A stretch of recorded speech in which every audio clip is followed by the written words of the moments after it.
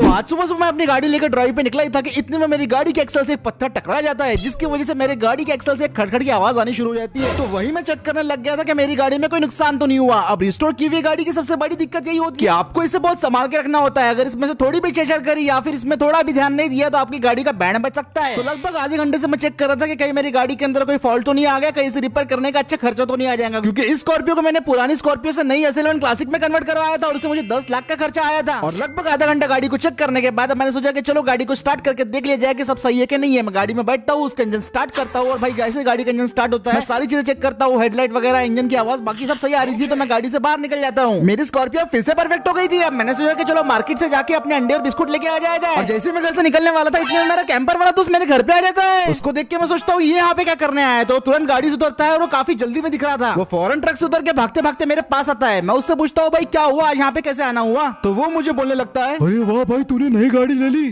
तेरे पास तो बहुत ही पैसा आ गया यार। अच्छा छोड़, मैं तेरे को बताना आया, वो तेरे को मालूम है ना अपना दोस्त चिरकुट। मैंने उससे बोला वो हाइलक्स वाला चिरकुट का जिसको मैंने पिछली बार अपनी ऑल्टो से हरा दिया था। वही वो तेरे से एक और बार रेस करना चाहता है और तेरे से नहीं सभी लोगों से रेस करना चाहता है। मैंने सोचा यार पिछली बार तो मैंने उस बंदे को ऑल्टो से हरा दिया था, लेकिन अब मेरे पास स्कॉर्पियो क्लासिक थी तो मैं अब तो पक्का जीत सकता था। तो मैं चैलेंज के लिए हाँ कर देता हूँ। और मेरा दोस्त फोन लगा के बोलता है सबको की हाँ भाई उसने हाँ बोल दिया, वो भी आ रहा है। अब मुझे अंडे और बिस्कुट लाने का प्लान कैंसिल करना पड़ा। चल भाई अभी अपने को निकलना पड़ेगा, रेस की लोकेशन काफी दूर है, चल जल्दी आ। चल आज इसकी फुर्ती को देख के लग रहा था कि यही रेस जीतने वाला है, लेकिन फिर भी इसकी बात मानते हुए मैं अपनी गाड़ी में बैठ जाता हूँ और अपनी गाड़ी का इंजन स्टार्ट करते हैं। और मेरा कैंपर वाला दोस्त मुझे उसके पीछे पीछे आने को बोलता है क्योंकि मुझे रेस की लोकेशन नहीं मालूम थी। तो मैं अपनी गाड़ी उसके पीछे पीछे लेके जाता हूँ और फिर हम निकल पड़ते हैं लोकेशन की तरफ। अब मेरी स्कॉर्पियो काफी ज्यादा अच्छी चल रही थी, इसमें से जो खड़खड़ की आवाज थी सुबह आ रही थी अब वो नहीं आ रही थी। और ये सुन के मैं काफी रिलैक्स हो गया था क्योंकि खड़खड़ की आवाज मुझे काफी ज्यादा इरिटेट कर रही थी। और अब मेरा पूरा ध्यान था आज की रेस जीतने की तरफ, क्योंकि उस चिरकुट को मेरे को सबक सिखाना था। हम दोनों ने एक बार एक दूसरे को हराया है और आज की रेस का फैसला करेंगे कि किसमें कितना आने वाले थे। ये एक ऑफरोड रेस होने वाली थी, इसलिए सिटी से काफी दूर ये लोकेशन थी। और जैसे जैसे हम लोकेशन के करीब आने लगे मुझे हल्की फुल्की घबराहट शुरू हो गई, क्योंकि पता है मैंने आज तक ऐसे ऑफरोड रेस कभी नहीं की थी, वो भी इतनी भारी लोकेशन पे। मुझे डर तो इस बात का था कि मेरी रिस्टोर की हुई स्कॉर्पियो इस रेस में टिक भी पाएंगी या फिर नहीं। और यही सब सोचते सोचते हम फाइनली लोकेशन पे पहुंच जाते हैं और लोकेशन काफी ज्यादा वाइल्ड थी। यहाँ की इतनी भयंकर लोकेशन रेस की देख के मैं सदमे में आ गया था, लेकिन मेरा सदमा और बढ़ जाता है जब मैं अपने और दो दोस्तों को देखता हूँ। मेरा थार वाला दोस्त अब बुलेरो वाला दोस्त बन चुका था और फॉर्च्यूनर वाला दोस्त स्कॉर्पियो एन वाला बन चुका था। अब इन लोगों ने रेस के लिए नवी नवी गाड़ियां उठा ली थी और मैं यहाँ पे अपनी डिस्ट्रो की हुई स्कॉर्पियो लेके आ गया था, जिसलिए मैंने सर पकड़ लिया अपना। और मेरे बुलेरो वाले दोस्त ने तो अपने बुलेरो को बम्बल भी बना के रखा था और उसके ऊपर चक्के बुगाटी के थे, जिसको देख के मैं और सदमे में आ गया। भाई तो काफी परेशान दिख रहा है,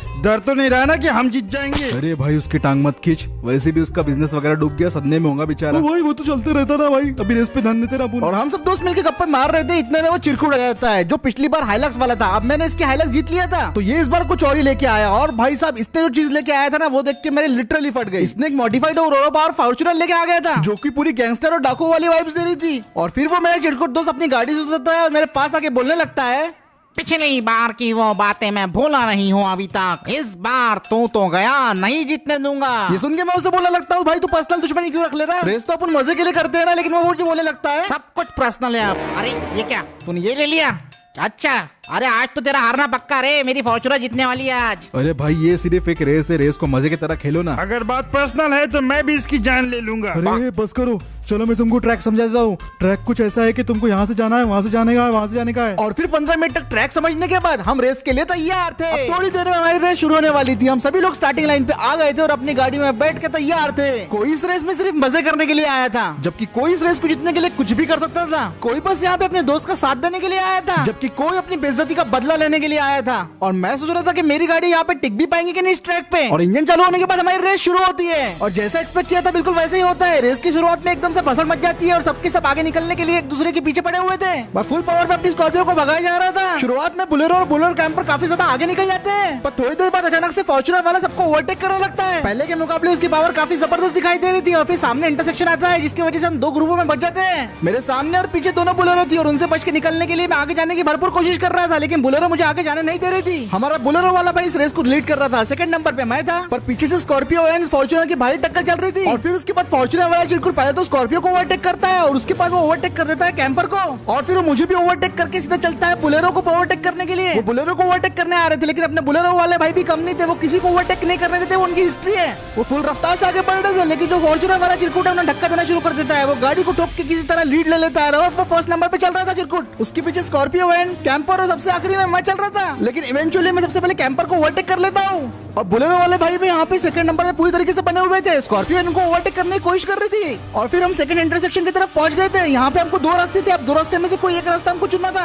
एक था शॉर्टकट तो दूसरा था लॉन्ग कट। फॉर्च्यूनर वाला शॉर्टकट में घुस जाता है और मैं भी इसका फायदा उठाते हुए मैं भी उसके पीछे चल जाता हूँ और हम दोनों के पीछे पीछे यहाँ पे कैंपर भी आ जाता है और हम तीनों को यहाँ पे शॉर्टकट का अच्छा फायदा मिल गया था। मुकाबला काफी टक्कर का चल रहा था। फॉर्च्यूनर वाले ने पता नहीं अपनी गाड़ी में क्या अपग्रेड किया था, वो काफी ज्यादा आगे चल रहा था हमसे और मैं अपनी गाड़ी का पूरा जोर लगा के उसको ओवरटेक करने की कोशिश कर रहा था। पर इधर से स्कॉर्पियन बिग डैडी आ जाता है और वो मुझे ओवरटेक कर लेता है। अभी स्कॉर्पियन वाले भाई को मुझे ओवरटेक किसी भी तरीके से करना था, मुझे चौथे नंबर पे नहीं रहना था। मैंने अपनी गाड़ी की फुल रफ्तार बढ़ाई, टैक्टिक्स खेले, लेकिन सामने भी हमारे बिग डैडी था, उसको हराना इतना आसान नहीं था। लेकिन किसी तरह मैंने मौके का फायदा उठा के मैं उससे आगे निकल ही जाता हूँ और फाइनली मैंने तीसरे नंबर की पोजीशन से वापस से गेन कर ली थी। यहाँ पे बुलेरो और फॉर्च्यूनर में अभी भी झगड़ा चल रहा था कि कौन आगे रहेगा और मैं सोचा कि चलो इसका फायदा उठा के मैं फर्स्ट पोजीशन पे आ जाता हूँ। तो मैंने अपनी गाड़ी की रफ्तार बढ़ा दी, लेकिन पीछे से स्कॉर्पियो एन वाले भाई भी इस मौके के फिराक में थे। वो अपनी गाड़ी को फुल रफ्तार से एक्सेलरेट करते हैं, लेकिन एक गलती की वजह से उनकी गाड़ी बीच में फिसल जाती है, जिसकी वजह से उनकी गाड़ी बीच रास्ते में पूरी पलट जाती है और मैं उनसे टकराने से बाल बाल बचता हूँ। उनको कुछ हुआ तो नहीं था, लेकिन वो रेस में बहुत पीछे हो गए थे 5वें नंबर पे।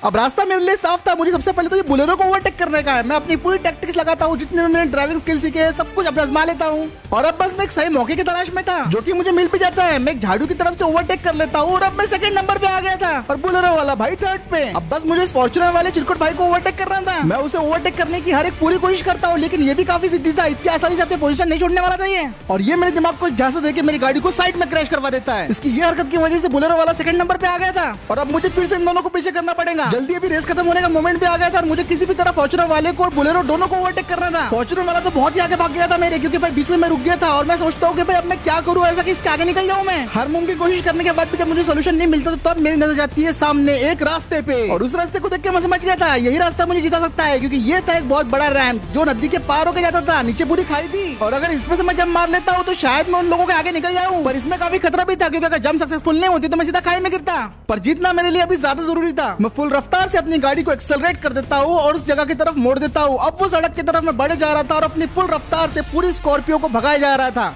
और लगभग 120 किलोमीटर प्रति घंटे की रफ्तार से मैं अपनी गाड़ी को जंप करवा देता हूँ। मेरी गाड़ी लगभग कुछ सेकंड तक हवा में रहती है और वो भाई काफी डरावना एक्सपीरियंस था मेरे लिए। मुझे लगा कि हो पाएगा नहीं, लेकिन वो फाइनली सक्सेसफुली हो जाता है एंड बूम, मैं बुलेरो को ओवरटेक करके सीधा फॉर्च्यूनर के पास रहता हूँ, जो कि बहुत ही नजदीक थी। और ये रेस का आखिरी पड़ाव था। रेस खत्म होने को लगभग सिर्फ 1 मिनट से भी कम समय बचा था। उसका आधा कॉन्फिडेंस तो इस बात से टूट गया था कि मैं उसके पीछे आ गया तो मैं अपनी गाड़ी को फिर से फुल रफ्तार से उसकी तरफ लेके जाता हूँ और मैं उसके आगे निकलने वाला था, लेकिन उसके अंदर भी बड़ा कीड़ा था और उतनी आसानी से मुझे नहीं निकलने देता था आगे। वो मेरी गाड़ी को टक्कर मारना शुरू कर देता है, लेकिन मैं भी किसी तरह अपनी गाड़ी को बचा लेता हूँ और सक्सेसफुली मैं उससे आगे निकल जाता हूँ और अब मैं फर्स्ट पोजीशन गेन कर लेता हूँ और फाइनली मैं इस रेस को लीड कर रहा था। रेस खत्म होने में लगभग 30 सेकंड बचे हुए थे और मैं किसी तरह अपनी गाड़ी को फुल रफ्तार से भगाने लगता हूँ। अब सब सही चल रहा था, लेकिन इतने में क्या होता है कि मेरी गाड़ी में फिर से खड़खड़ की आवाज आनी शुरू हो जाती है और मेरी गाड़ी से काफी धुआं भी निकलना शुरू हो गया था। भाई मैं किसी तरह अपनी गाड़ी को फुल रफ्तार से भगाना शुरू कर देता हूँ। भाई खड़खड़ की आवाज के साथ ही मैं फिनिश लाइन क्रॉस कर लेता हूँ और फाइनली मैं इस रेस को जीत गया था। ये थी मेरी दूसरी रेस जो इन लोगों के अगेंस्ट में जीत चुका हूँ और फाइनली मैंने अपनी रेस जीत ली।